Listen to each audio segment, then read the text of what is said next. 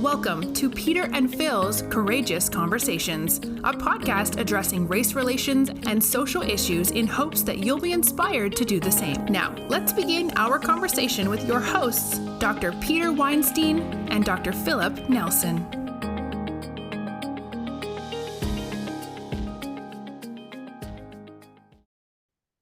Thank you for joining us in the second half of our discussion with Beckie Mossor, already in progress.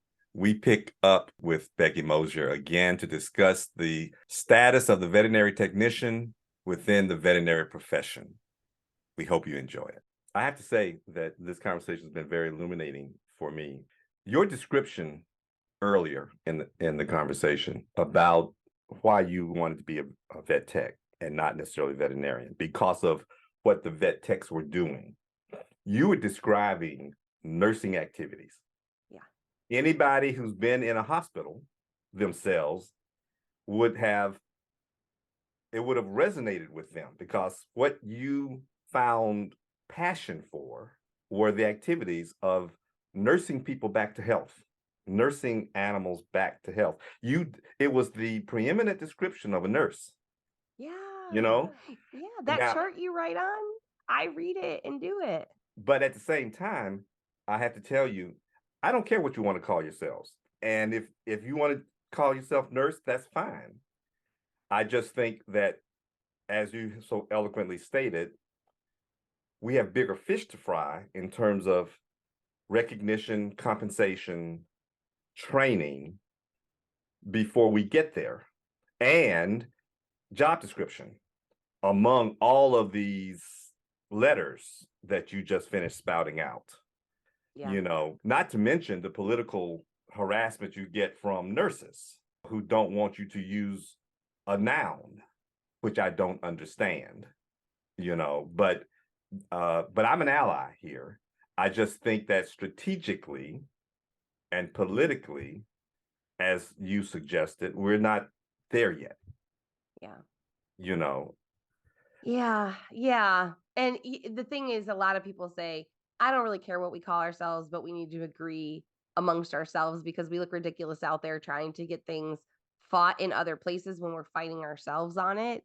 Yep. And there's really like no clear answer. There's no good answer. It's a ball of wax. It is a ball of wax. The good thing I can say is that I shouldn't say good thing because it prefaces it with my own opinion, but what I should say is the Veterinary Nurse Initiative has sort of put down the title nurse for now and is really looking more at protecting the title within the current use title and the utilization, that Model Practice Act. And so I think they have shifted their goals away from that title for now. And it's settled things down a lot. And I think they'll be able to make really good forward momentum in these areas where they're now focusing in and supporting these states where technicians are really I mean, like California applauds to them. You guys just agreed that they had the right to establish the VCPR for preventatives and vaccines. What a no-brainer. Think how much more free veterinarians are going to be to go do their veterinarian job. And technicians are really banging out those vaccine appointments, feeling utilized. Everyone's making more money. Things are going better. We're now meeting that shortage because sick patients are being seen by veterinarians, and pets who need vaccines who are perfectly healthy are being taken care of people who are perfectly capable of doing it. And guess what? They're being assisted by assistants who are assisting the way that they should be. And things are flowing great. Money's being made. Needs are being met. We just got to make those ripples to other people to see it and make those changes. And most importantly, healthcare goals are being achieved. Yeah, that's right. Like right. And they're being achieved in a manner that broadens access to clients. I mean, imagine what it would cost to give a vaccine if a veterinarian could only do it. Yeah, imagine the states where veterinarians are the only one who could administer a rabies vaccination. That's what I just said. No, but those states, there are states where veterinarians don't have to administer the rabies, which allows for greater utilization. But the doctor who has to actually step in and do the administration, I mean, that's just totally inefficient and makes absolutely no sense. So you guys are both kind of agreeing on the thing. Like there's practices who are saying from within the clinic, we only allow veterinarians to give vaccines because they have to do the exam and establish that VCPR, and it's all important and we can't let that go. So like to Phil's point, that is happening everywhere. On top of regulation, that really restricts, like, so in North Carolina, that change came about in the last 20 years, and it was only written in because ferrets needed rabies and it was going to be an open practice act, and so we could go ahead and change the wording at that time. And it took monumental effort on the part of the veterinary technicians to show up in legislation to get the passing of them being able to administer rabies. And the technician associations, we don't have the political legislative lobbyists most of the political action committees of VMAs have, and we're only allowed to be part of VMAs in 17 states. So we don't have the legislative support to get things done. We have to do it on our own, and we're not educated or strong in a lot of those places, and there aren't enough of us to do it. It's like the ones that are out there are doing it are amazing folks, like Meg Harrington, who was just a huge part of the legislative changes in Arkansas for technicians and getting that bill passed. I mean, there are technicians who are showing up in legislation for these changes now, and they are not supported and backed by VMAs with political action committees. So it's a good opportunity to tap on something you briefly mentioned in one of your monologues that is, I think, controversial and also maybe challenging to the credentialed technicians, and that's the mid-level practitioner. Yeah. And there are efforts out that believe that by creating this new role, it could help address manpower issues at all levels. I'm still not sure how I can wrap my arms around that, but I have to believe that the credentialed technician associations have some concerns about where this is all heading. What are your takes? So the really cool thing is that the committees on the mid-level practitioner have been in touch and having conversations with NAFTA from the beginning. I gave Bob Murtaugh specifically a really hard time about. I asked him really tough questions about it and was like, "Hey, because I have got tough questions about this," and I think a lot of technicians do, and they're very clear. They want this to be a positive change within the veterinary profession, and it does model the human field. There is this funny space because it's like right now our VTSs really are in a lot of cases that mid-level practitioner, but from a legal standpoint they're not given the liberties that these mid-level practitioners maybe would be legislatively. Now, I understand some of the programs are looking at this mid-level practitioner, a VTS being a prerequisite.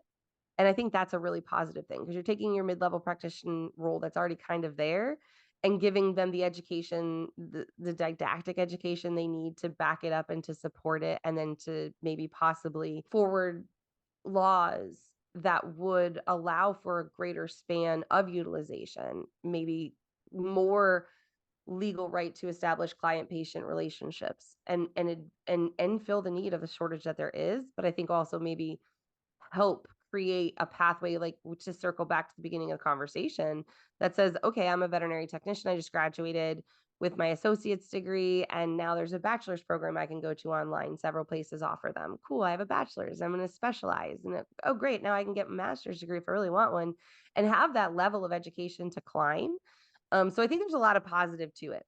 To continue my monologue, a lot of folks have a frustration with or fear, I should say, of this just adding another ingredient to a mixed up soup that needs to be sorted out first. And that adding another level of credential and utilization leaves, I think, a lot of people nervous because, again, title protection isn't enforced. So how can we trust that adding this new level of skill and medicine will also be enforced? And to use the example of rabies in North Carolina, now that technicians are allowed to administer rabies, I hear all the time that assistants are administering rabies because their vets have just now kind of let it go. Go ahead, anybody can do it, because we're treating these folks in the role of assistant as technicians. So why would we feel that this mid-level practitioner role is going to create a safety or an enforced level for our patients, for our medicine, and for our staff? I have two things to say to that, and I'm going to try not to make a monologue. I love the way you picked up on Peter's. There wasn't subtle. No, I actually have the latter position. Why add another set of letters? Why add another ill-defined role to the mix why not focus on appropriate clarity in the job descriptions of the people that we're using now, and then determine if we have a gap that we can fill. The other thing that I wanted to say was, I think 2 or 3 times in this discussion, we keep comparing, we keep mentioning what they've done in human medicine. And I'm going to start with a little bit of a joke that they say 2 people go to their doctor and they find out that they have a broken leg. One of them has to make an appointment to get a radiograph. The other has the radiograph that day. The first one finds out 3 days later that they do indeed have a broken leg, and surgery is scheduled for the next week. The other patient finds out the day that they they enter in the hospital that they have a broken leg by a radiograph, and surgery is done the very next day. The first is a human doctor, the second is a veterinarian. I tell that story to illustrate there's some things we don't want to copy in human medicine. We definitely want a team approach, but we don't want to balkanize our approach so much so that it takes 2 weeks before we can confirm a diagnosis and actually start treating the patient. Sure. But I think I agree. But then I think about, when I call my doctor's office and they say, well, I can't get you in with your doc, but the nurse practitioner has an appointment and legally she's going to be allowed to take care of you. And I think about all the times that I go to a CVS doc in the box because heck yeah, you know what I mean? I can go grab me some eyeliner and shampoo and a prescription and a doctor visit. So I wasn't arguing against. No. I'm just saying that I think there are things that should and shouldn't. And I guess my point simply is I think we can do both. I think we can present more opportunity, and there is a potential that these groups that really want mid-level practitioner will want it enough to start pushing for clarity enough that they can have this role. Or there's another potential that these groups who want the function of that might allow vet techs to become specialists in certain areas and achieve the same thing. Education for technicians has always been very personal. So here's the thing. We don't get credentialed for money because guess what? I could go and do the same thing I do right now in clinic for basically the same money, right? And so I think the mid-level practitioner education, going and getting your master's, because that's what we're really talking about right now, is a master's degree with the future potential that this could support didactically a skills-based level practitioner. It's setting our teams, I think, our professionals and my colleagues up for a route to have more education without becoming a veterinarian, to being able to be more didactically educated in their roles and in their profession. So there is a place for them to grow. I think it is harder for veterinarians to understand that because you've peaked in that educational role.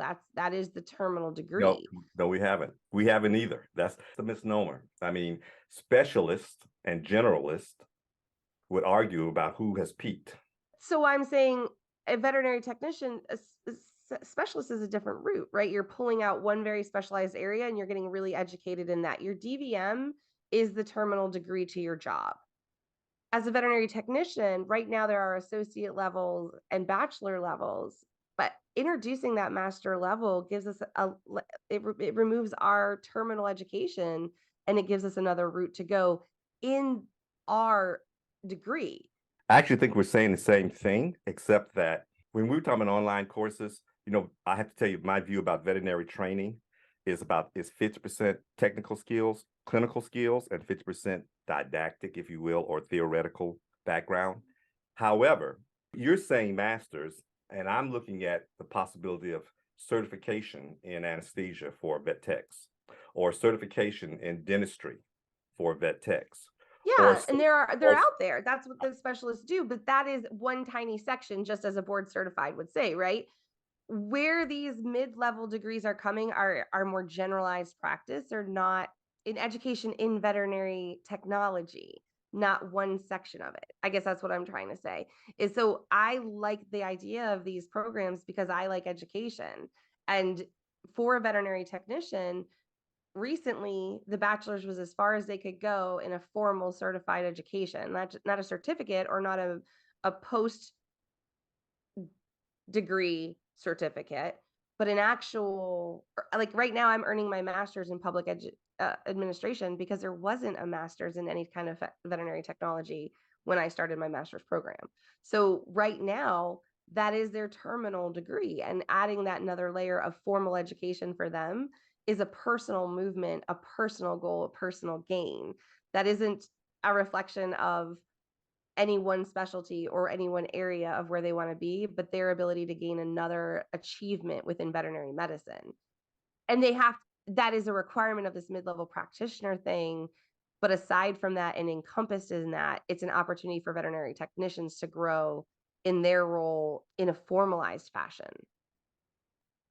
As we've been talking about manpower, and we're talking about greater education, greater skill sets, greater ability to contribute, one of the issues with manpower amongst the credentialed technicians is retention, keeping them within the profession.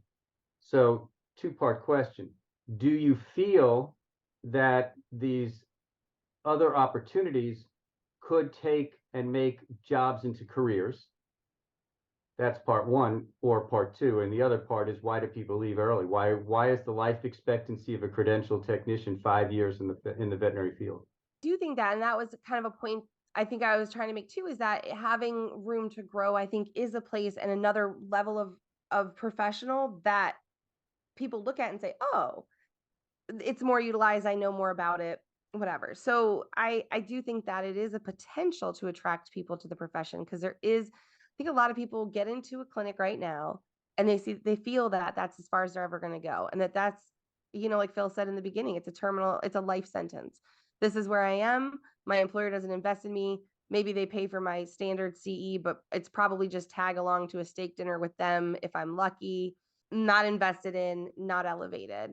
Why would I continue to do this? It's really hard to walk into a Starbucks or a Buc-ee's and know that you could make better money with benefits and a livable wage.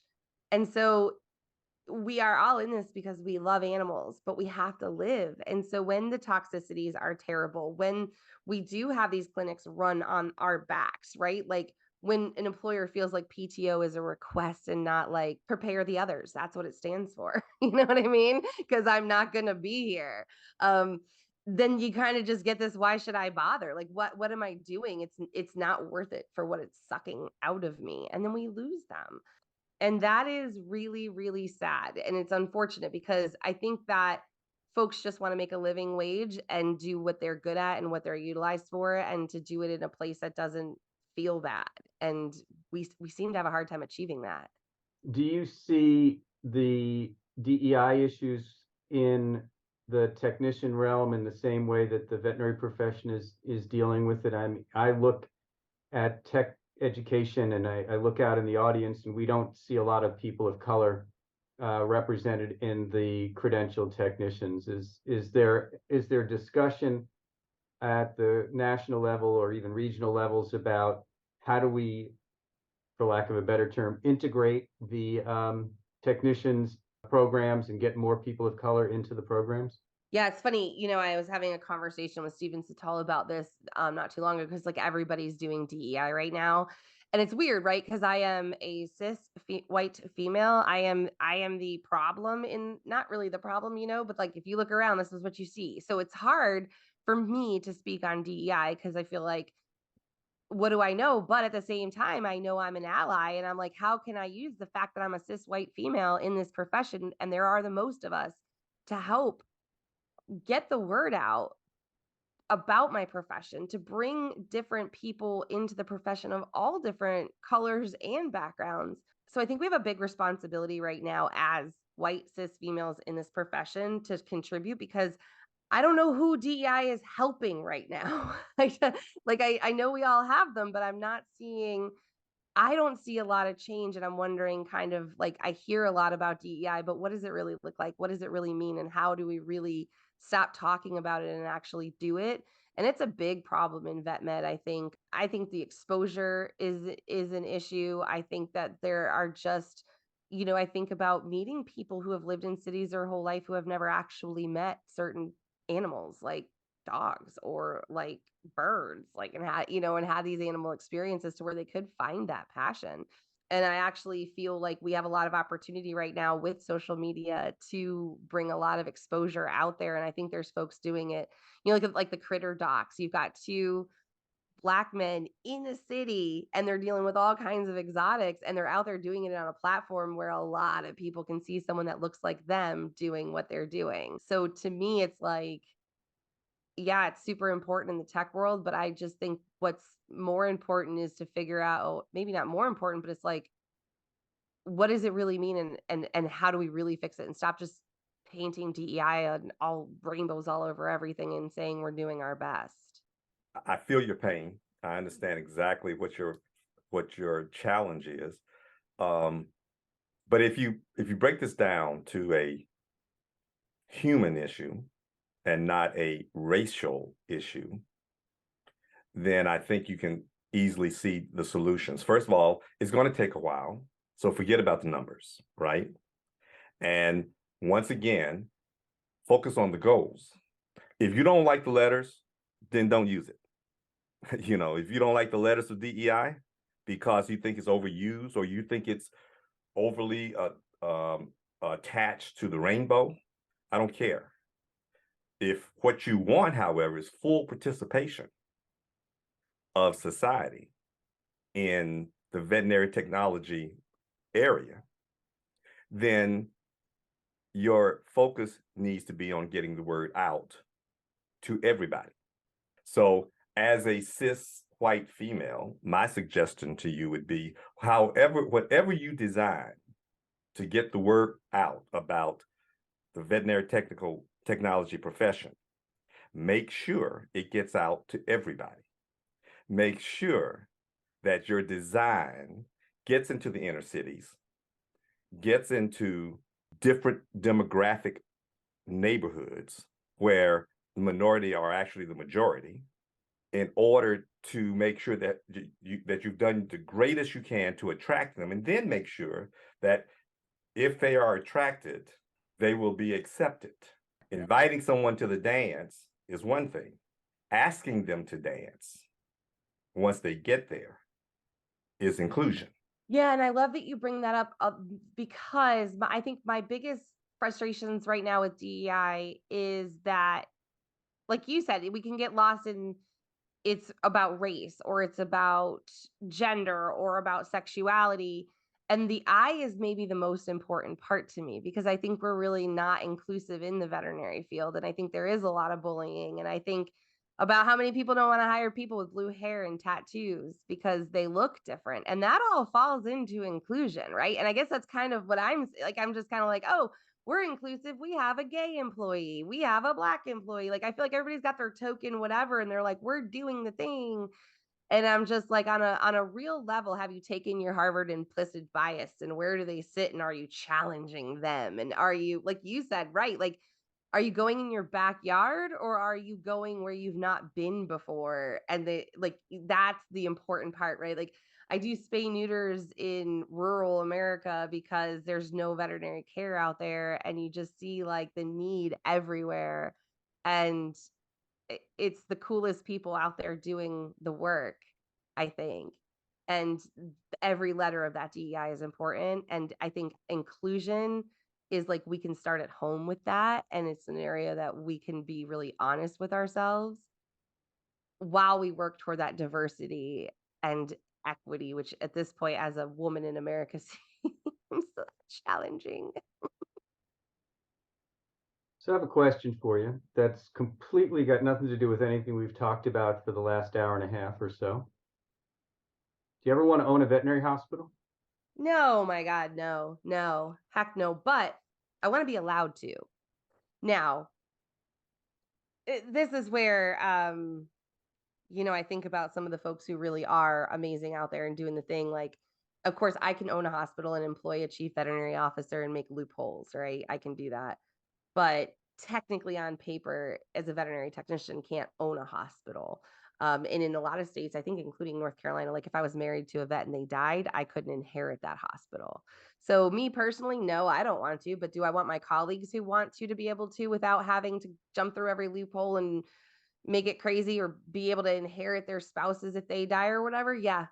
I want that kind of equity for them. because that's running a business. Like it's always the biggest problem, right? Like veterinarians is like, oh, we talk about assistants, right? Like, oh, I trained her, she's great, she's been doing this for 10 years. Can't I just call her a technician, right? And I'm like, okay, that's perfectly fine with me. As long as after 10 years and maybe a specialty degree, you let me be Dr. Becky. Oh, all of a sudden it's not fair. All of a sudden it's not the same. All of a sudden just skills don't matter. You know what I mean? Like there's no reason a veterinarian is any more capable.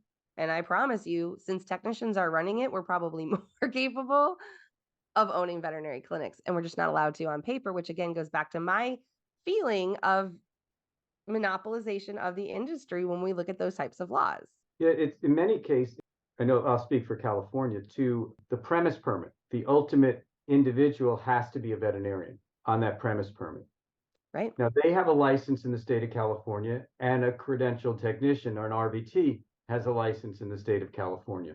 Why couldn't an RVT have their name on a premise permit? Well, it's a regulatory issue. In the state of California, though, you can be a non-veterinary owner, but you can't have your name on the premise permit unless you're the veterinarian, which means you have to pay somebody, if they're not a partner with you, to be on the premise permit. So it's starting to get some equity and equality with responsibilities from that standpoint, because I think some of my managers would have been great hospital owners. I really would love to see hospitals owned by a combination of technician, manager, and veterinarians who all share that responsibility and have some equal equity. Let's take this argument a step further. Peter knows one of my favorite sayings that I just recently learned is that every regulation we have was created either out of fear or out of someone doing something that hurt somebody in society. All right. And the reason for the regulation, I'm assuming, because I wasn't there, I wasn't there when it happened, even though I've been here I was born right after the wheel was invented.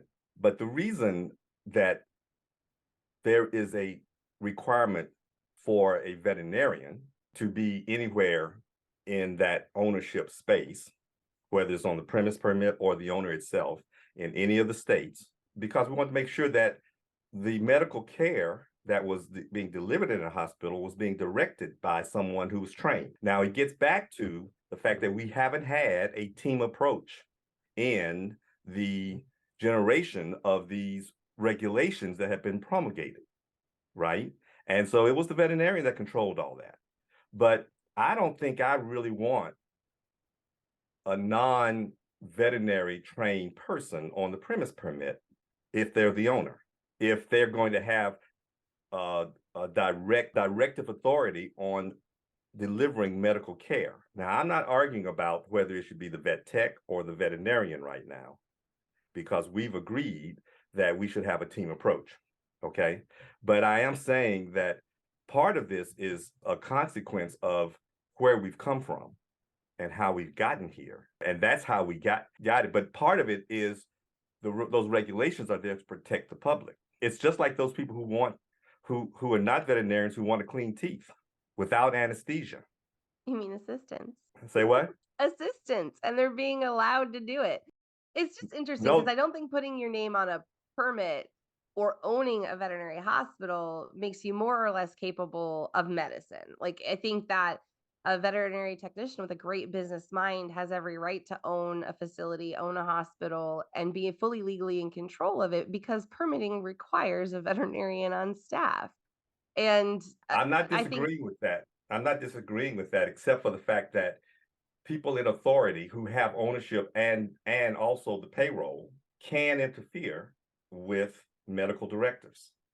Now, without getting off too much on a tangent, you can own 150 hospitals in 50 states as a corporation, and the person on the premise permit in all 50 states is the same person. Mm-hmm. Because they've gotten licensed in those states, but concurrently, they've never been in the hospital. And they have somebody there who is their minion to deliver veterinary care under the guidelines and the statutes of the state, but under the standards of care set by the corporation.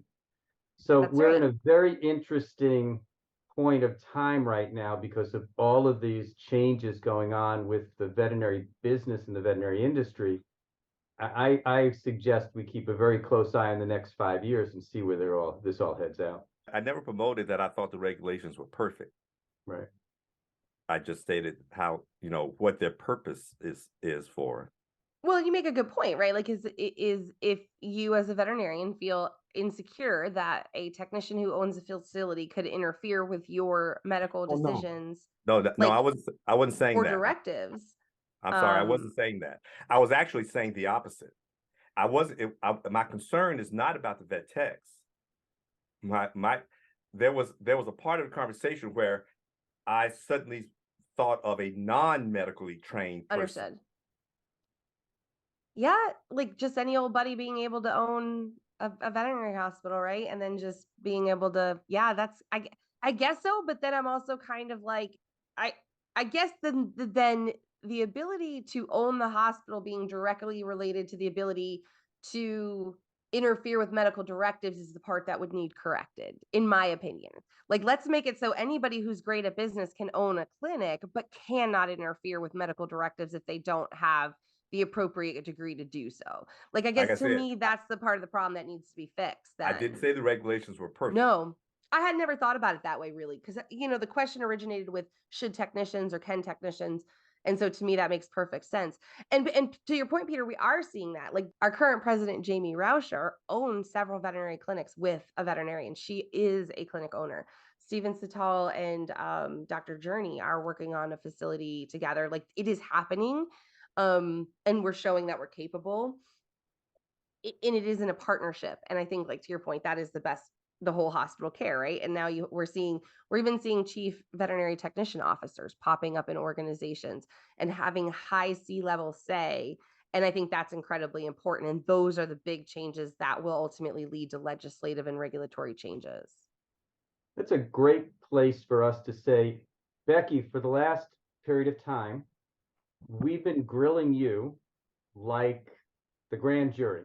Now, let's flip it and say, are there questions or comments you'd like to direct towards Phil and myself based upon the conversations that we've had, or anything else that you've always wanted to ask me but were afraid to ask? Please don't go I don't there. think I've ever been afraid to ask anything in my life, and that is probably good and bad about me.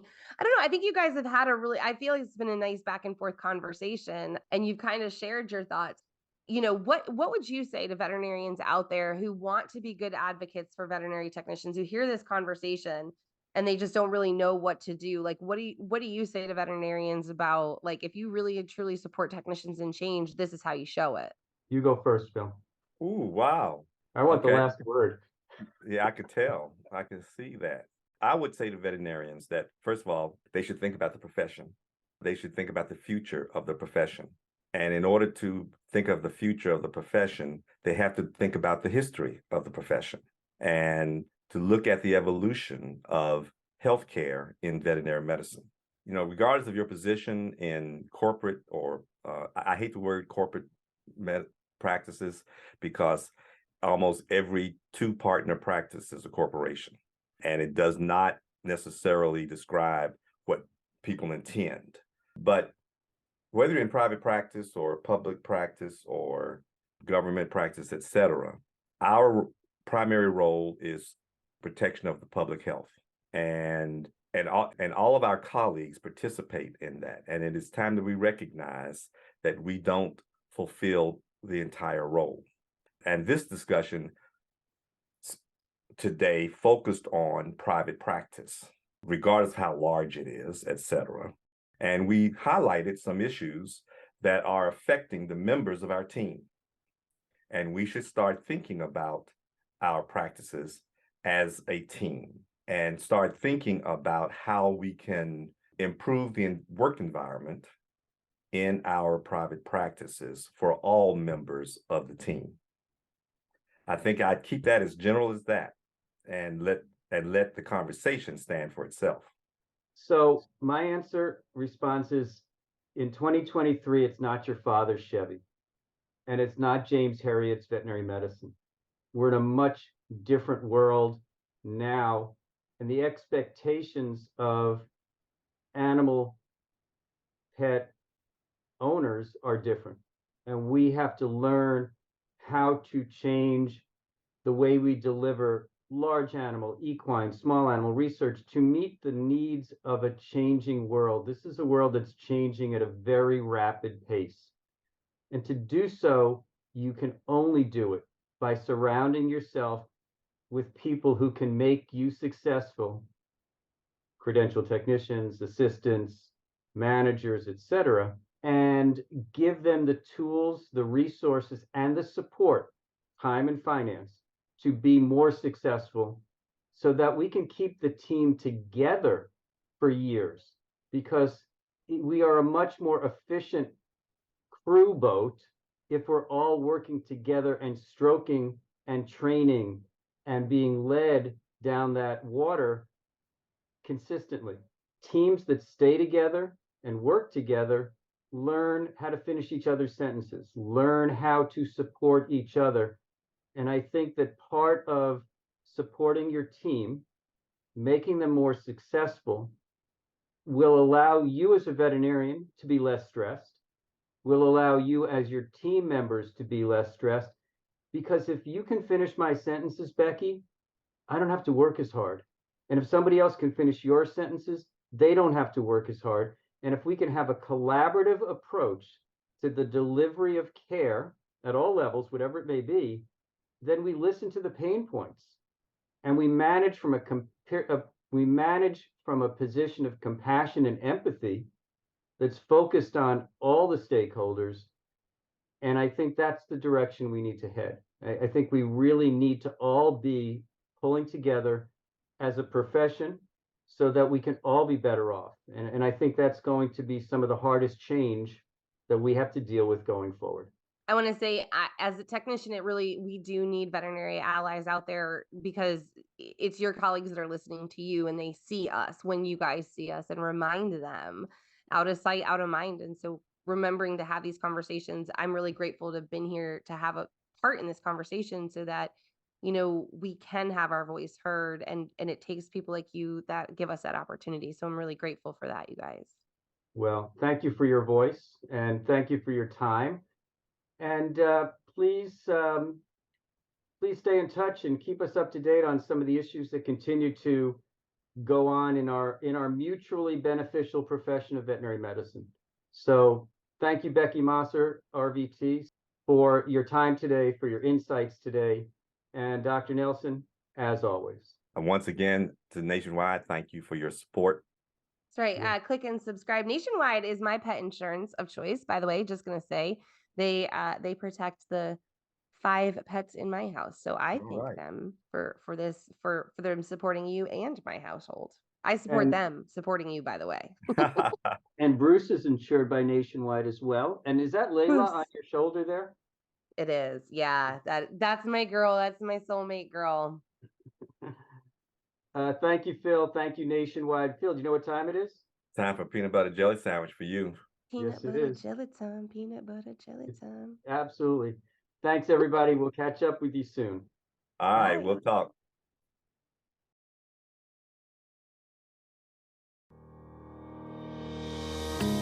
Thank you for joining us for another courageous conversation. Be sure to follow us and check back next week for more.